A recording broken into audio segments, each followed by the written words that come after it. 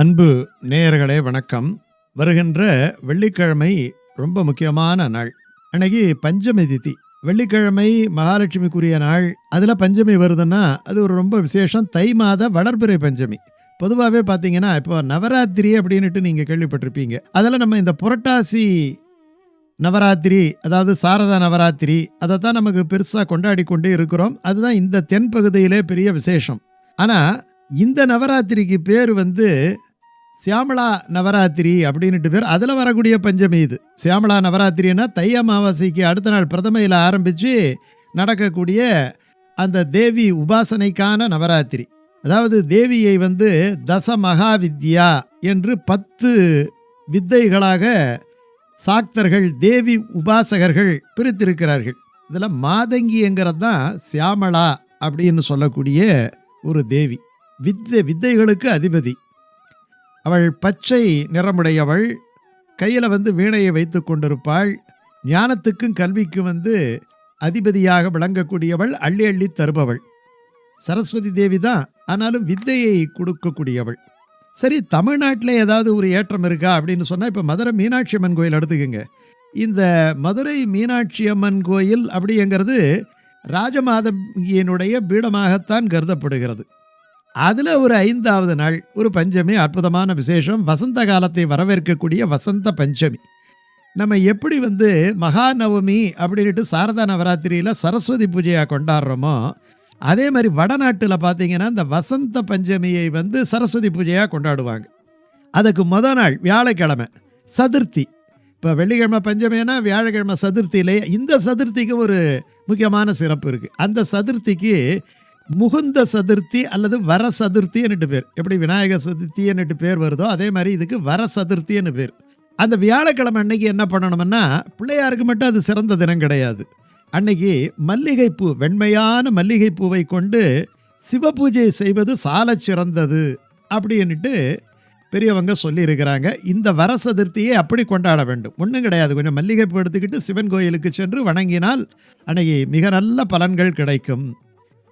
இன்னொரு விசேஷமாக அன்னைக்கு இருக்குது. 63 நாயன்மார்களிலேயே அப்பூதி அடிகளினுடைய குரு பூஜை விழாவும் அன்னைக்கு இருக்குது. இந்த அப்பூதி அடிகள் எங்கே அவதரித்தார் அப்படின்னு சொன்னால், திருவையாறுக்கு பக்கத்தில் திங்களூர்னுட்டு இருக்குது. நவகிரக தலங்களில் சந்திரனுக்குரிய தலம். அந்த தலத்தில் அவதரித்தவர் அப்பூதி அடிகள். அவர் எப்படி இருந்தாருன்னா, சிவனை விட சிவனுடைய அடியாராகிய திருநாவுக்கரசரை ரொம்பவும் நேசித்தார். அவரை பார்க்க கூட கிடையாது. தான தர்மங்கள் எல்லாம் திருநாவுக்கரசு பேர்லேயே செஞ்சார். ஒரு நாள் திருநாவுக்கரசு ஏன் நீ பகவான் பேரில் செய்யாமல் என் பேரில் செய்கிறியே அப்படின்னு கேட்டபோது கூட, உங்களுக்கு திருநாவுக்கரசனுடைய பெருமை தெரியாதுன்னுட்டு திருநாவுக்கரசுகிட்டேயே சொன்னவர். அப்படிப்பட்ட அப்பூதி அடிகளினுடைய குரு பூஜை அன்னைக்கு வருது. இந்த வெள்ளிக்கிழமை சொன்ன இல்லையா வசந்த பஞ்சமி, அன்னைக்கு சரஸ்வதி பூஜை கொண்டாடுவது ரொம்ப சால சிறந்தது. வேறு ஒன்றும் வேண்டாம். அன்றைக்கி நம்முடைய வீட்டில் குழந்தைகளெல்லாம் இருக்கும், படிக்கிற குழந்தைகளெல்லாம் இருக்கும். அவர்களெல்லாம் அன்று மாலை அம்பாள் படத்துக்கு முன்னாடி விளக்கேற்றி வைத்து தங்களுடைய புத்தகங்கள், பேனா, பென்சில் இதெல்லாம் வச்சு படைத்து மறுநாள் அந்த சரஸ்வதியினுடைய அனுகிரகத்தோடு, அம்பாளினுடைய அனுகிரகத்தோடு, அம்பாளை சரஸ்வதியாக நினைத்து ஆராதனம் செய்த அந்த அனுகிரகத்தோடு அவற்றை எடுப்பதுங்கிறது ரொம்ப விசேஷம். அந்த வசந்த பஞ்சமிக்கான ஒரு மிகப்பெரிய ஒரு ஏற்றம் அந்த நாளைக்கு இருக்குது.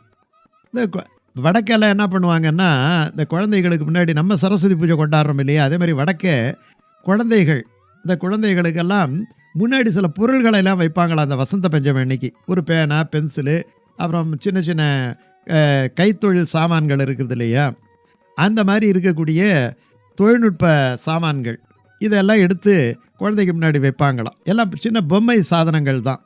அந்த பொம்மை சாதனங்களில் ஒரு கார், ஒரு டிராக்டரு, இந்த மாதிரி இருக்கக்கூடிய கருவிகள் இருக்குது இல்லையா, அந்த கருவிகளெல்லாம் பொம்மைகளாக விற்கிது. அதெல்லாம் எடுத்து வைப்பாங்களாம். அதில் அந்த குழந்தை எதை ஆர்வமாக எடுத்துக்கொள்கிறதோ அந்த துறை தான் அதனுடைய மூளையிலே இருக்கிறது என்று நினைத்து கொண்டு அந்த ஒரு குறிப்பிட்ட துறையிலே அந்த குழந்தையை பழக்கப்படுத்துவார்களாம். ஒரு ஸ்டெத்தஸ்கோப் பொம்மை எடுத்து போட்டுக்கிட்டு டாக்டர் ஆட்டம் செஞ்சதுன்னா சரியாக மருத்துவத்துறையிலே அதற்கு ஒரு ஆர்வம் இருக்குது. இது வடநாட்டில் அப்படி ஒரு பழக்கம் இருக்குது. அதை வசந்த பஞ்சமி அன்னைக்கு அவங்க செய்வாங்க. அன்னைக்கு என்ன நிறம் ரொம்ப முக்கியம்னா பாருங்கள், அன்னைக்கு வெள்ளிக்கிழமை சுக்கிரனுக்குரிய தினம். இங்க வசந்த பஞ்சமியில அம் இந்த குறிப்பிட்ட நாள்ல ஒரு குறிப்பிட்ட நிறத்துக்கு ஒரு முக்கியத்துவம் இருக்கு. அந்த நிறம் எது என்று சொன்னால், அந்த குருவுக்குரிய மஞ்சள் நிறம். அந்த மஞ்சள் நிறத்தில தான் வடநாட்டிலே மஞ்சள் பூக்களை கொண்டு, மஞ்சள் ஆடைகளை அணிந்து கொண்டு, பெண்கள் எல்லாம் மஞ்சள் ஆடைகளை அணிந்து கொண்டு, அம்பாளுக்கு சூட்டும்போது மஞ்சள் நிற பூக்களாலான மாலைகளை சூட்டுவார்கள். அவங்க வைக்கக்கூடிய நிவேதனங்கள்ல கூட பார்த்தீங்கன்னா, கொஞ்சம் மஞ்சளா இருக்கக்கூடிய ஜாங்கிரி மாதிரியான இனிப்புக்கள், அவைகளை வைத்து படைப்பார்கள். காமதேவனுக்கு அன்னைக்கு என்ன விசேஷம் அப்படி என்று சொன்னால், நம்ம நாட்டில இதே வசந்த பஞ்சமியை எப்படி கொண்டாடுவார்கள் என்றால், காமதேவனுக்கு காமதேவன் திருவிழாவாக கொண்டாடுவார்கள். காமதேவனுக்கான திருவிழா. சரி, இதெல்லாம் இல்லாம இந்த வெள்ளிக்கிழமை அன்னைக்கு இன்னும் ஒரு முக்கியமும் இருக்கு.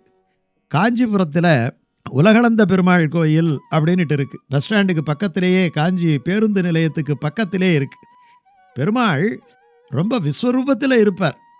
ஏன்னா அவர் உலகளந்த வடிவம் எடுத்தார் இல்லையா, வாமனனாக இருந்து திருவிக்கிரமனாக அவர் மிகப்பெரிய வடிவத்தை எடுத்தார் இல்லையா.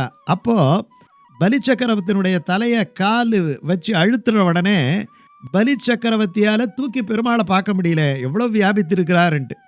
அதனால் அவன் பெருமாள் கிட்ட வேண்டிக்கிட்டானான், உன்னுடைய விஸ்வரூப தரிசனத்தை எல்லாம் பார்த்தாங்க, என் தலை மேலே காலை வச்சதால் என்னால் பார்க்க முடியலையே அப்படின்னு சொன்னவொடனே அந்த பலி சக்கரவர்த்திக்காகவே ஒரு விஸ்வரூப தரிசனத்தை காண்பித்தார். அப்படி காண்பித்த தலம்தான் இந்த உலகளந்த பெருமாள் கோயில்ங்கிற விசேஷமான கோயில்.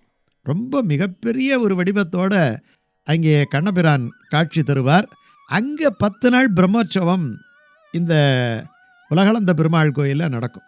அப்போ வர வெள்ளிக்கிழமை பாருங்க, ஒன்று இந்த நவராத்திரி, சியாமளா நவராத்திரியினுடைய மிக முக்கியமான நாள் வசந்த பஞ்சமி. அதுக்கு நாள் வர சதுர்த்தி என்கிற ஒரு முக்கியமான தினம். அன்னைக்கு சிவனை மல்லிகை மலர்களாலே வணங்க வேண்டிய தினம்.